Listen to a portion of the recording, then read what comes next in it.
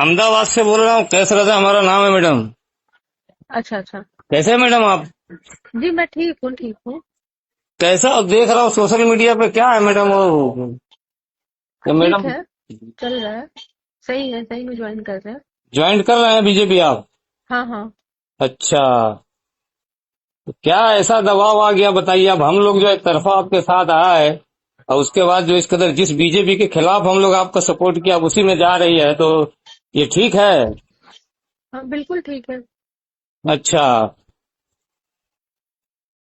मैं जीती तो नहीं ना चुनाव की, आप कहते कि जीत के धोखा दे के चली गई।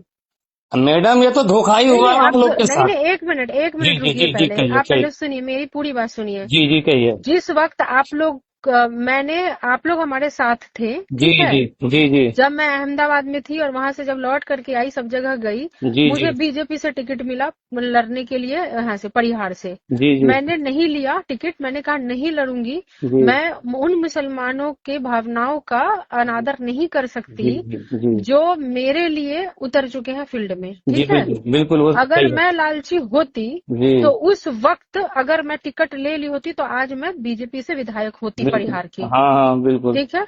और जी जी। इस बात का सबूत मैंने कम से कम 100 आदमी को दिखाया था, मैसेज मैंने कि देखिए दिलीप, मेरा क्या मैसेज आया है कि रितु जी आप परिहार से बीजेपी की कैंडिडेट रहिए, सीट आपकी रहेगी, जी जी आपकी जो इच्छा है जनता का सेवा करना ये सब होगा। जी। लेकिन हमने कहा कि जो मुस्लिम मेरे लिए अहमदाबाद इधर उधर दिल्ली हम्म मुंबई सब जगह से जो आ गए, और जी जब वो यहाँ आए तो उनको यहाँ आके पता चलेगा कि रितु जायसवाल तो बीजेपी में चली गई, तो जी कोई आदमी किसी पे कभी भरोसा नहीं करेगा जी जिंदगी में। जी तो मैं चाहे जो हो जाए, मैं परिणाम रिजल्ट जो मैं मुझे मानती हूँ कि मैं बीजेपी का एक्सेप्ट कर लूंगी, तो ये सीट मेरी हो जाएगी। जी लेकिन मैं ऐसा नहीं करूंगी क्योंकि इंसानियत से लोगों का भरोसा उठ जाएगा। जी जी जी जी ठीक है। जी मैंने बिल्कुल। बीजेपी ठुकरा दिया। जी जी अब राजद मुझे 6 साल के लिए पार्टी से निकाल चुकी जी है, जी ठीक है। जी जी 6 साल का मतलब होता है कि इसी बीच एमएलए का भी चुनाव हो जाएगा, 5 साल में एमएलए का चुनाव होगा, तो बिल्कुल। दूसरा एमएलए का चुनाव भी 5 साल में हो जाएगा, और 3 साल में एमपी का भी चुनाव हो जाएगा। जी जी जब जी। एमएलए एमपी का चुनाव हो जाएगा तो